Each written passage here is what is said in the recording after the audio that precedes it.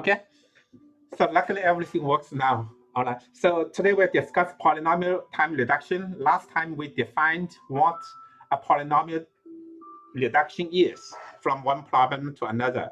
Of course, we are talking about decision problems as far as the theory of NP completeness is concerned. All right.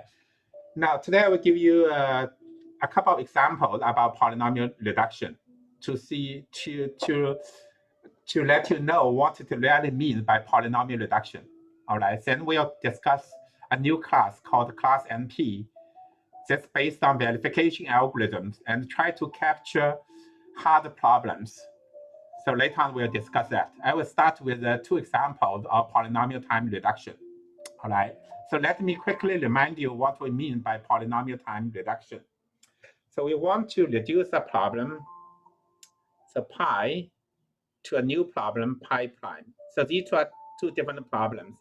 And here reduction takes polynomial time.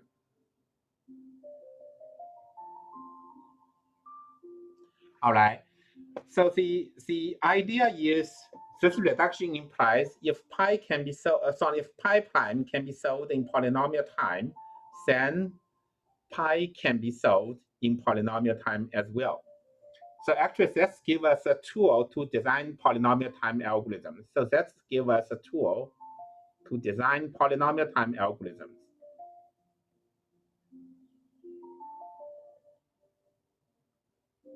So polynomial reduction is also a very good tool for designing polynomial time algorithms, and we use it very often. All right, but for the theory of NP completeness, instead of using this tool in this way, we use its counterpolative.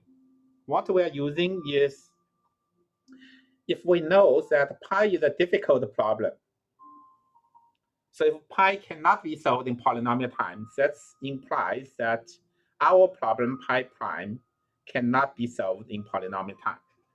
So that's as far as theory of NP completeness is concerned. Okay.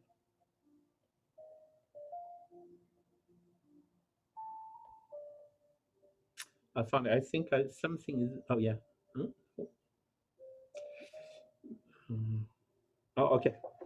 All right, so that's what we are going to use for theory NP completeness.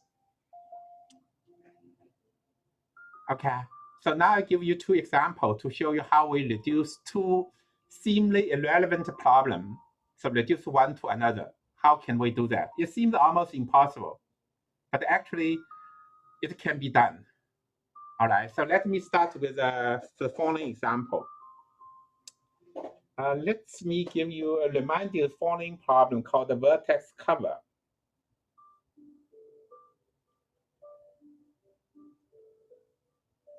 So vertex cover problem, we have input. It's a graph and integer, say non-negative integer k. All right, a natural number k. The question is whether G has a vertex cover of size at most k.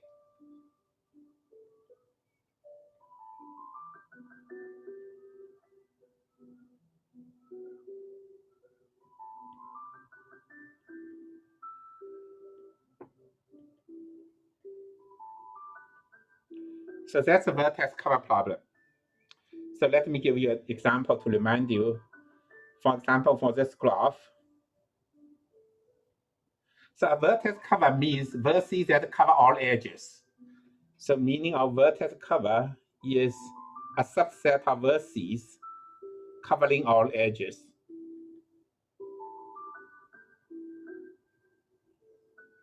All right. So for example, if I choose this vertex, that will cover these two edges. If I choose this vertex, that covers these two edges. If I choose this vertex, that covers these edges. So in this case, I only need three vertices to cover all edges of this graph. So that's a vertex cover problem. The problem is very difficult. This one, of course, very small graph is easy to do it. But if a graph a little bit bigger, it's not easy to find a vertex cover of minimum size. For example, for this one, how many vertices we need to cover all edges? I'm not quite sure. It's maybe 4 or maybe 5. I really not quite sure. It's between 4 and 5, I think. So for example, I can use this vertex to cover these edges. All right. Then I use this vertex maybe to cover these edges. And then I can choose this vertex to cover these edges and so on. So that's a vertex cover problem. All right. Okay. So what we are going to do is reduce this problem to a certifiability problem. So what we are going to do is to reduce this problem, vertex cover problem, to a two-set problem. Actually, it's weighted in this case.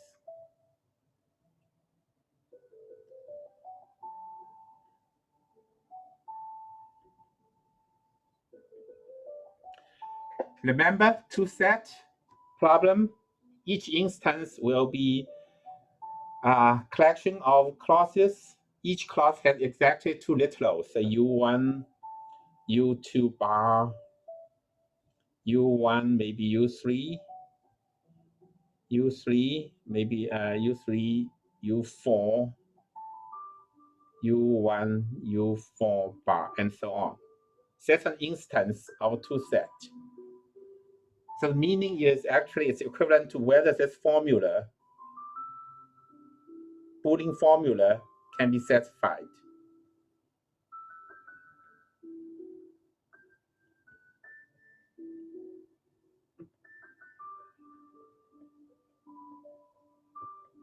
So actually corresponding to this formula, whether it's satisfied, right? So you recall this one now, right? So when we discuss strongly connected components, actually we use it to solve two-set problem. All right. Now here is a little bit different. It's a weighted version. So what we are going to do is reduce vertex cover problem to two-set problem. So these problems, if you look at these two problems, they're totally different problems. Vertex cover dealing with a graph. So it's a problem on a graph. The certifiability problem, two set, here dealing with a Boolean formula. How can these two problems be related? They seem to be totally irrelevant, right? If you look at their just form on the face. However, it's kind of surprising. Actually, we can reduce vertex cover problem to a two-set problem. Now, thinking about mathematics, actually, it's not unusual. It's actually very common in mathematics. In theory, all the information in the world can be recorded in this pen. All the information in the whole, not even world, in the whole universe can be recorded on this pen. In theory, what is information is just a string of, it's a string of say zero ones. It's a binary string. It's just a binary string. It's huge. It's very, very long. All right. However, we can encode this binary string on this pen. How can we do it? We can just put a zero. So this number can, any number, say decimal. It's a very, very long number. Say 3, 1, 5, 6, 1, 3. Very, very long number. Okay. But it's a finite number. What we can do is make it a decimal number. 0.315 and so on. So in theory, and can find this place on the pen, make a mark. So that will record all the information on the universe. Of course, it only works in theory. In practice, maybe 3 or 4 digits. I don't know, maybe only 3 to 4 digits. All right, even nano, in scale nano, then 6 or 7 digits in practice. But in theory, it can be done. All right. Also, remember the propositional logic. Actually, it's a very general mathematical language. It can be used to describe different mathematical objects, like sets. Same thing, sets can be used to describe different mathematical objects, binary relations. Also, thinking about the natural language. Same meaning can be expressed in different ways in different language. Say thank you, like a merci, 唔該, 謝謝. Like all these is just different way to express same thing. So the idea is the same. Actually, in this case, we can use the language of two sets to represent the vertex cover problem in the following way. All right. So think about vertex cover, what we are doing in a vertex cover problem. So that's really very often in order to do reduction, we need to look at the problem from different perspectives. So vertex cover, what happens actually is if this is a vertex set, what happens actually it's a partition of the vertex set into two parts. So maybe this part V prime, this V minus V prime. So this V prime may be solution, so size is at most K. So it's really a partition. Solution, some map inside solution, some map not inside solution. All right. Now we can interpret a partition as follows. So we give each member in the solution, say give it as 1. Each member will get value 1. Each member not in the solution will get value 0. All right. So now each vertex, so V1, V2, V3, V4, and so on, each will get a value, either 1 or 0. All right. Now if we interpret 1 as true and 0 as false, so actually it's dealing with true or false of some statements. So it's really propositional logic. So what we need to do is how we can express vertex curve problem use propositional logic, use a Boolean formula to represent it. So for this purpose, what we can do is each vertex, so G is a graph. All right, so V is a vertex set, say V1, V2, Vn. So we associate each vertex a Boolean variable. Each will be associated with a Boolean variable. All right, so Vi will give a value, true or false, 0 or 1. 0 means it's not in solution. 1 means it's in the solution. So 1 means Vi is in solution, so in vertex cover. Let me use shorthand. All right. So then in solution, its value will be 1. Not in solution, value will be 0. Okay. Now what happens if we consider an edge? Vi, Vj. Okay. So how we represent that this edge is covered by Boolean formula, edge Vi, Vj is covered. So covered, I mean by vertex or vertices. Sorry.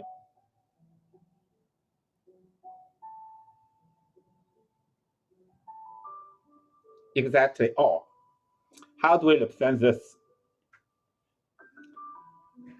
In terms of Vi and Vj, when we consider them as Boolean variables. So how do we cover it? We need to choose either Vi or Vj, right? So that's exactly Vi or Vj in terms of Boolean formula. So see, to cover an edge, it means we need to satisfy this Boolean variable, Boolean formula, this disjunction. All right. So then put all things together. The formula we get is the following.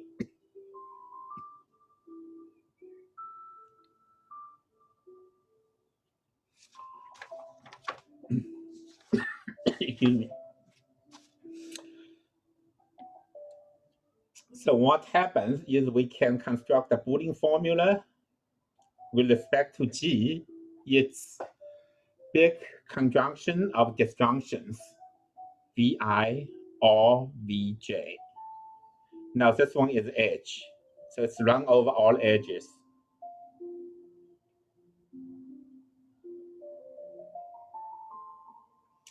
So you see, we have a reduction. So this one, of course, can be constructed in linear time. In this case, time takes is m plus n. It's very quick. All right. Now, original graph contain a vertex cover. What does it mean here for this formula? Here is a relation.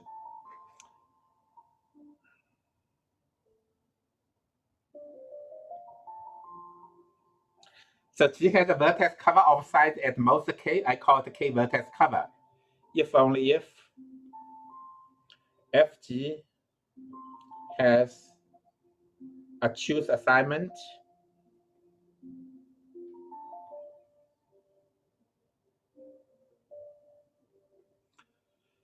of Hamming weight. That's called number one in assignment is called Hamming weight.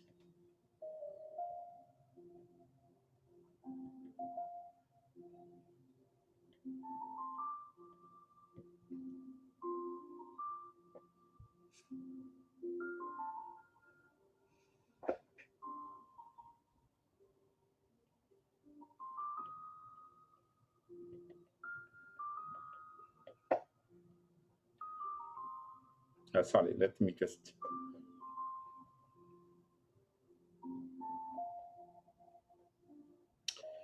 Okay, so Hamming weight is number of ones.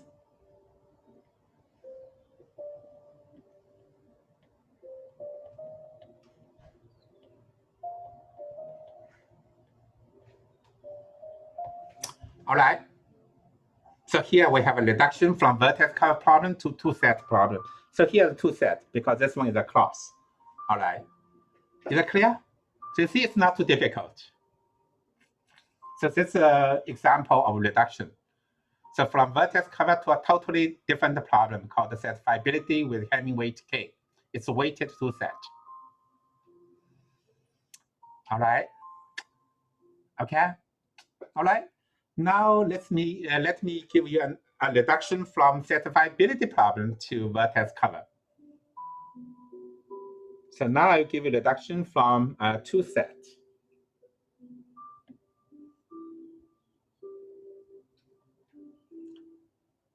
To a vertex cover problem. All right, now it's not Hamming weight, it's just a normal two-set problem. How can we give a reduction from two set to vertex cover problem? So in order to solve two-set problem, we can reduce it in polynomial time to a vertex cover problem. Then we solve the vertex cover problem. So can we do it? All right, okay. So let me show you how we can do it. So let's consider a particular example. That will be good enough to illustrate the idea. All right. So suppose an instance of two sets is a U1, U2, U1, maybe U3 bar, U2, U4 bar, maybe U3, U4, both of them bar. So literals, sorry, Boolean variables are U1, U2, U3, U4, only four Boolean variables. All right. So what we need to do is to construct a graph. So our load map is to construct a graph.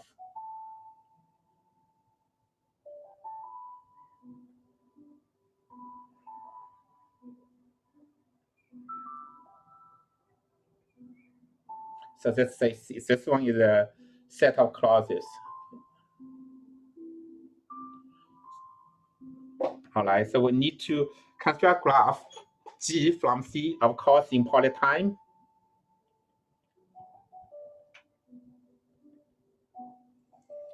All right, so that a Boolean formula is satisfiable if only if graph has a vertex cover of a certain size.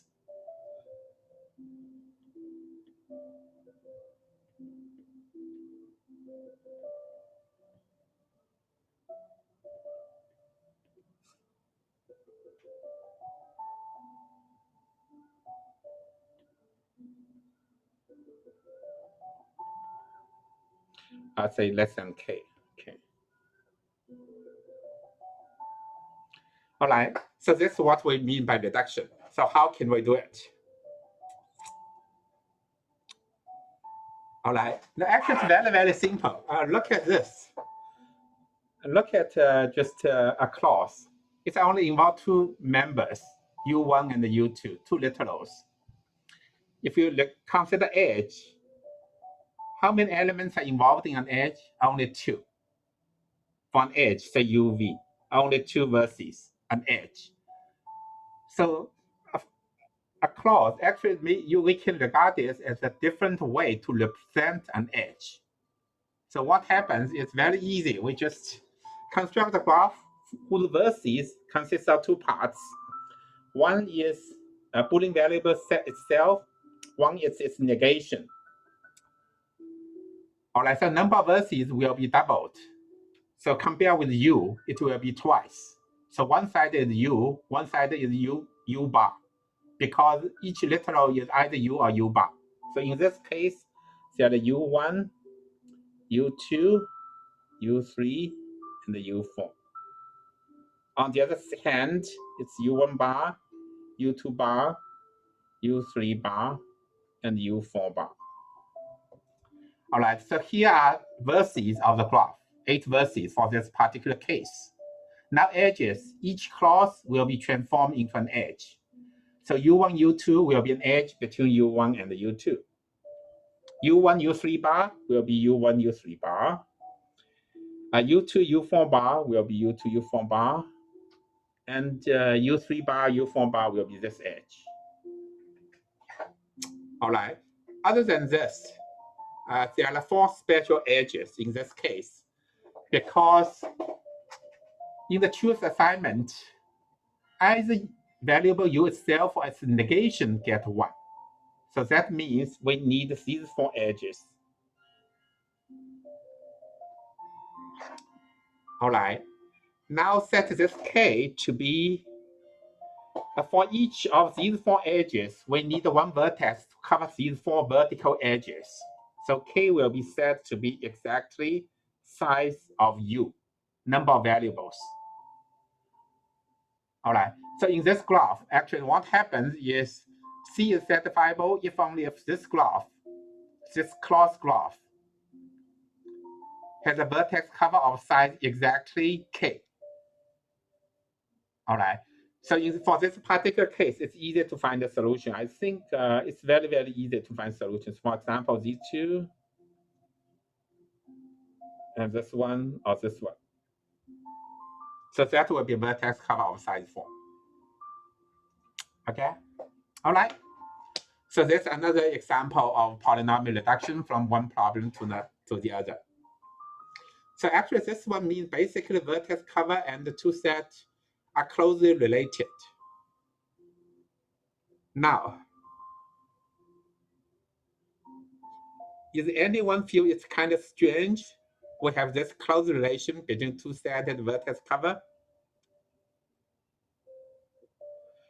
Because I said the vertex cover is a very difficult problem. But the 2 sets, actually we know how to solve it in linear time, right? So if these 2 problems are this kind of closely related, does that mean that vertex cover can be solved very quickly? If not, then there's something strange happen. All right, so there are some subtle things here. Now, in the previous reduction, let me check the previous page.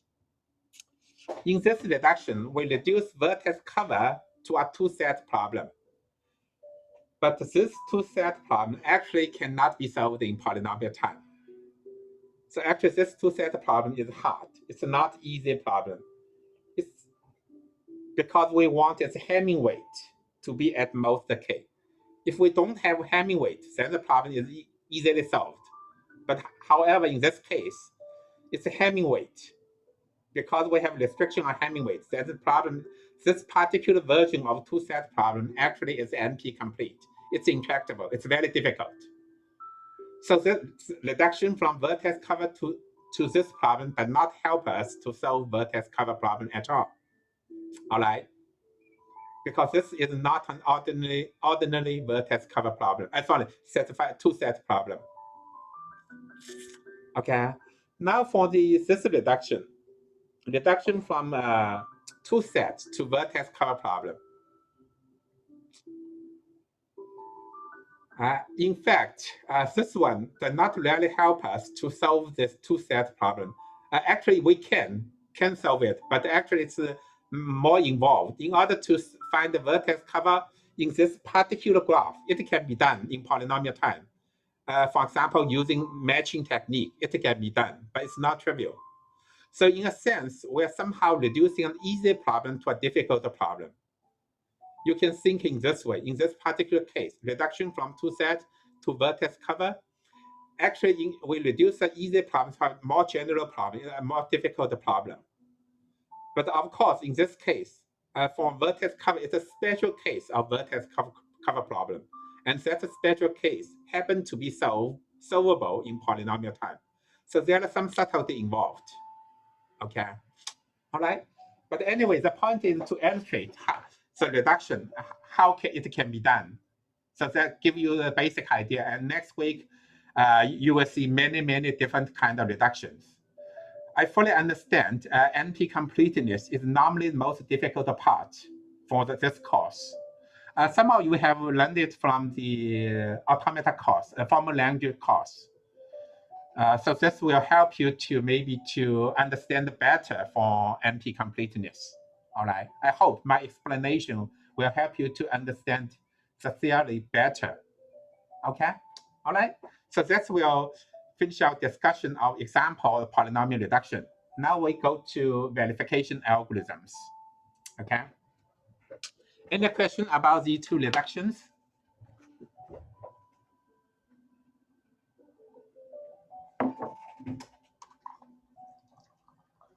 All right.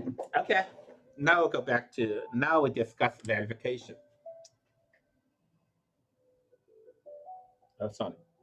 Back to you.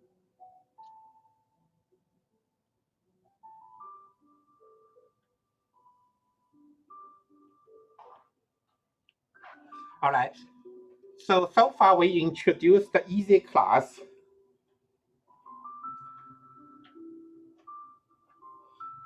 Class P. So these are problems that can easily solvable in polynomial time. Now, our purpose, the theory of NP completeness, is to show that certain problems cannot be solved in polynomial time. Yeah, what's your question? If someone wants to ask a question, yeah, it's better to show you real name, okay? Later on for final exam, you must show your real name, otherwise you cannot. Please don't use this kind of names. Because last term for discrete math course, there are the disruptive behavior in the class, and from students use pseudonyms. Eventually, these two students actually have been penalized. One student get a demerit, and another student get a warning letter. All right. So what's your question, please?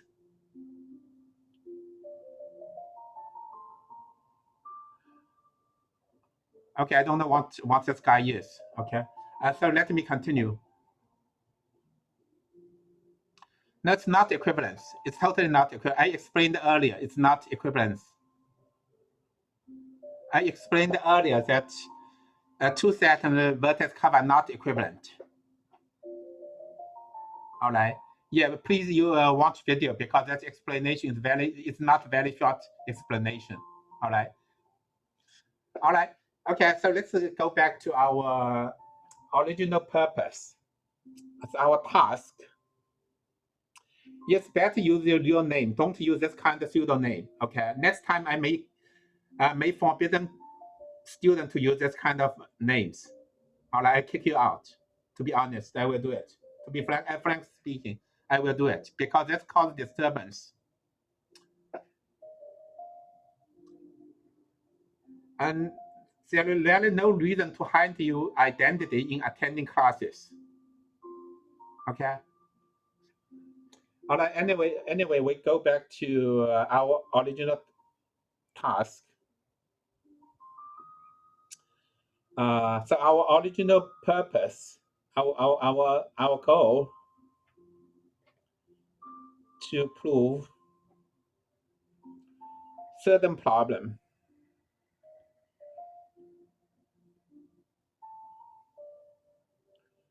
are hard. All right, that's our original purpose. So we are trying to use a tool. So we try to using tool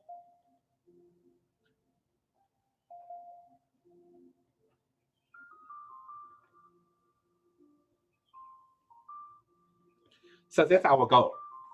But so far, we are only identifying the easy class. So we know this. So now what we need to do is to identify a seed problem. We need to identify a seed problem.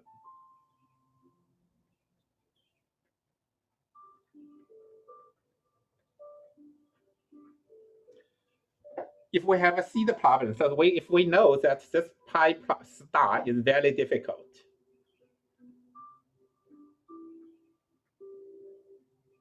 then we can use polynomial reduction to show that our problem is difficult. So in order to show that our problem pi prime is difficult, so if we want to show to prove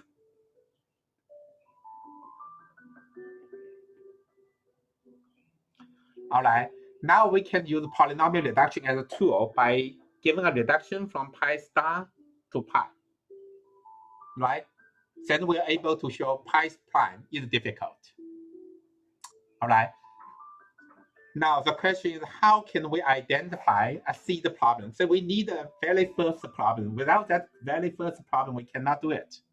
So we need to identify a seed problem pi star. So what kind of problem can be used as a pi star? So that's why we introduce verification algorithm and another class related to it called class NP. So that's why we need this class NP and verification algorithms. All right. Now, as far as this seed problem pi star is concerned,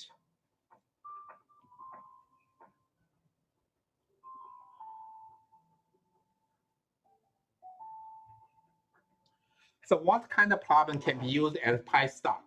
Of course, we know that it should be a hard problem.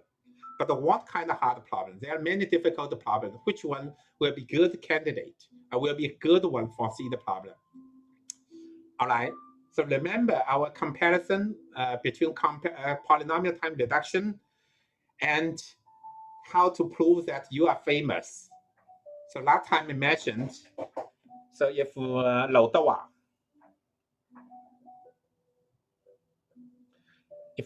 make a call to you, so that will be sufficient to show that you're famous, right? Remember, it's not that you make a call to Landy Law. It's a Lou Dawah is making a call to you. That will show you are famous, right? So that's one way to do it. Now, so it's but not necessarily Lou Dawah. Can be someone else. Of course, young people. I think Ethan Chen maybe a better, right? It's very famous too. If he makes call to you, of course, then you will be instantly famous as well. But look at the possibility of this kind of event happen. If you, unless you are really very, very famous, it may happen. They know you very well. Otherwise, the chance may be not very good, right? Agree? So perhaps then maybe someone less famous make a call, but it's still famous, but less famous will be good enough to show that you are famous. For example, our dean make a call to you, maybe good enough. So Professor Wang, our dean, makes a call to you. That will be good enough, right? But maybe even not Professor Wang as our dean. Perhaps our chairman makes the call to you. To a certain degree, you're well known as well, right? Otherwise, Professor King will not make a call to you. So perhaps we'll take it as a proof as well. Our chairman makes a phone call to you, so that will mean you will be famous, well known. Whether for good or not, I don't know. You will be famous. Okay, depends on what happens when the reason Professor King phone you, right? Okay, but that explains the idea behind it. So how to show you're well known or you're famous? So some famous people or well-known people makes a call to you, right? Now, if you look at degree of they're famous, I don't know, maybe Ethan Chen is more famous than Andy Lau, maybe among young people. But anyway, there's a degree of famousness among these people. So in order to show that you are famous in easy way, so you want to show that you are famous, but in an easy way, in easiest way, which one would you choose? You choose Andy Law, Ethan Trent to call you, or maybe it's better than just Prophet King. So among all these people, it may be easier. Yeah. I'm less famous. Yeah, very good. Yeah, because I'm least famous. Okay, if you want, I can put him. I'm down here. Okay, I'm here. Okay, so I humbly make a phone call to you. All right. So that'll be good enough, maybe. Okay. All right. So the point is, in order to choose the seed problem, what we want for this hard problem is easiest among hard problems.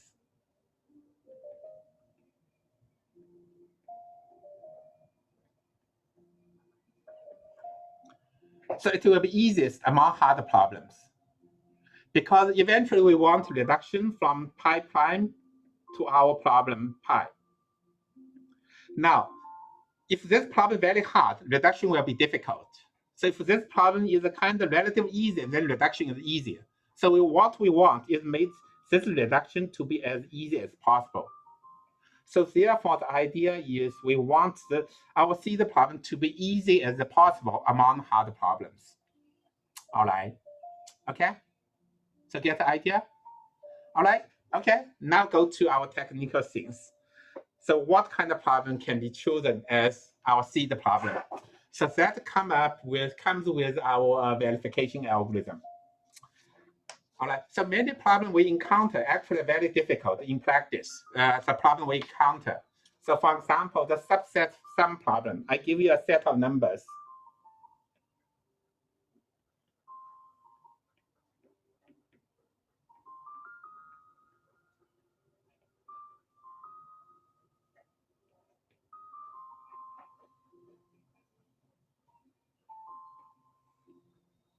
Oh, that's good enough. How many numbers? 12 numbers. I want to know whether exists a subset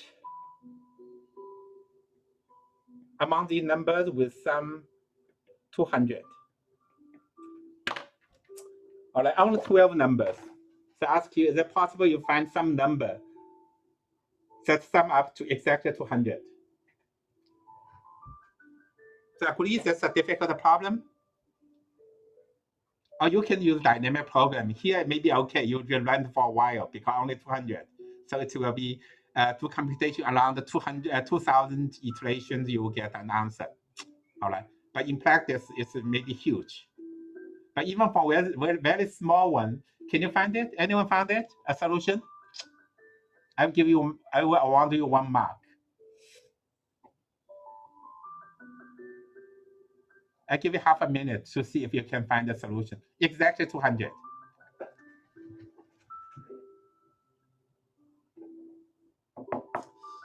It's a very difficult problem, right? But anyway, it's difficult. However, I can easily convince you that this one has a solution. So this problem is very hard.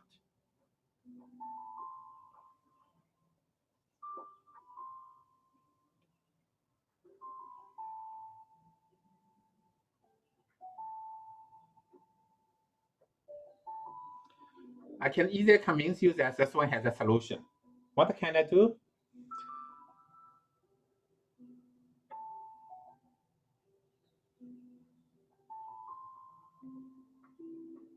Or someone find different solution?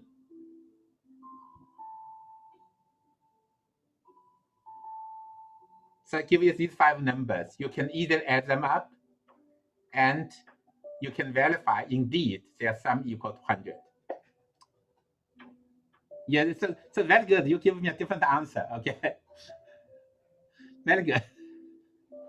All right. So, but this is a toy problem. Okay. If a big one, it will be extremely difficult. But the point is, so what's the difference between finding a solution and verify a solution?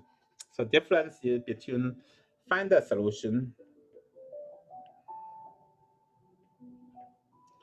and verify a solution. So find a solution, many problems, finding a solution will be hard. However, it will be easy to verify a solution.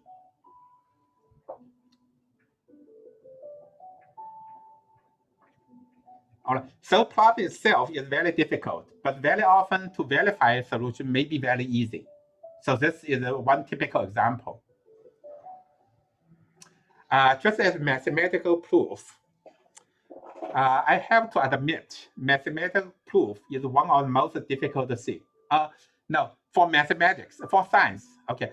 Actually, for real life, mathematics is the easiest thing, almost. I quote.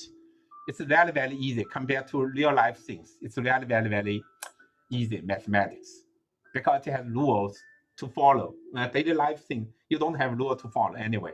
All right. But in mathematics, proof are really very difficult. It's very difficult to come up with proof.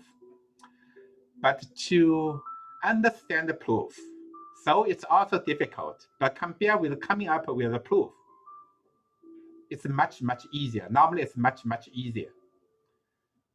All right. So make a comparison between finding solution and verify a solution. So find a solution like is more like to prove, find a proof. So here is to understand the proof.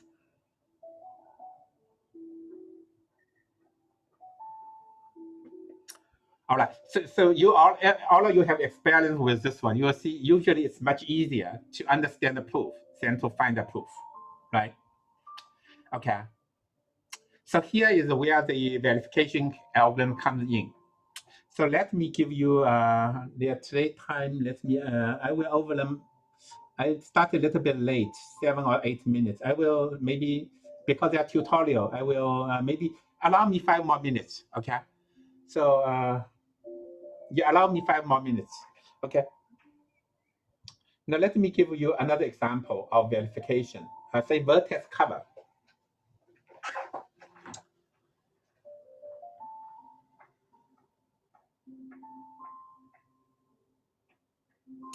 Vertex cover problem.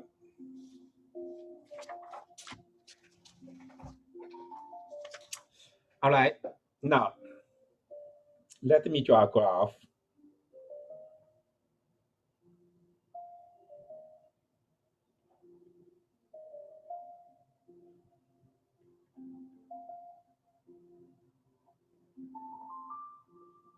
Yes, there's something really interesting I want to show you.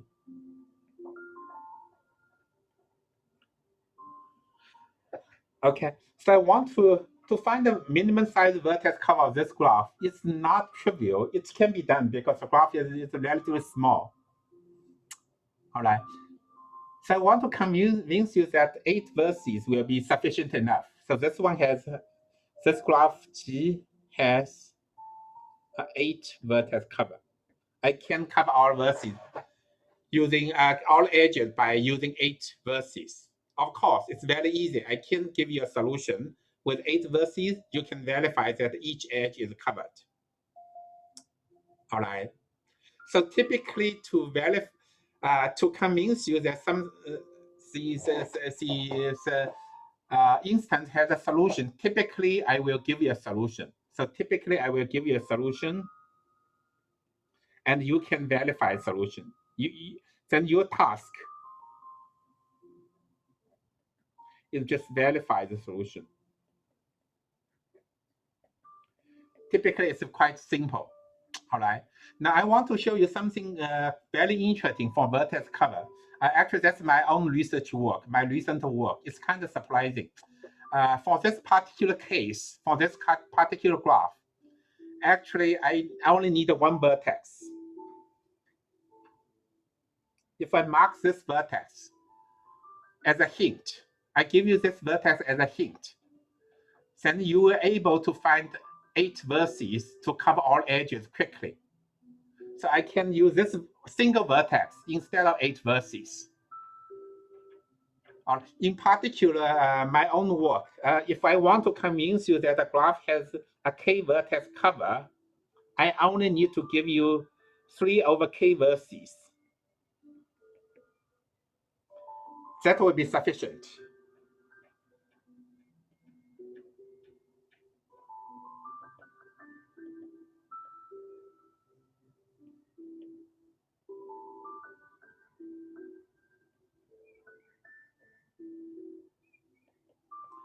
All right. Yeah. Will this particular vertex help? So that's one. Actually, that's related to a FYP project I proposed. Okay. So in this particular case, one vertex will be sufficient. So in this particular case, what happens using this vertex? I will use its neighbor to cover edges. So this one has 3 neighbors. So that will cover these edges.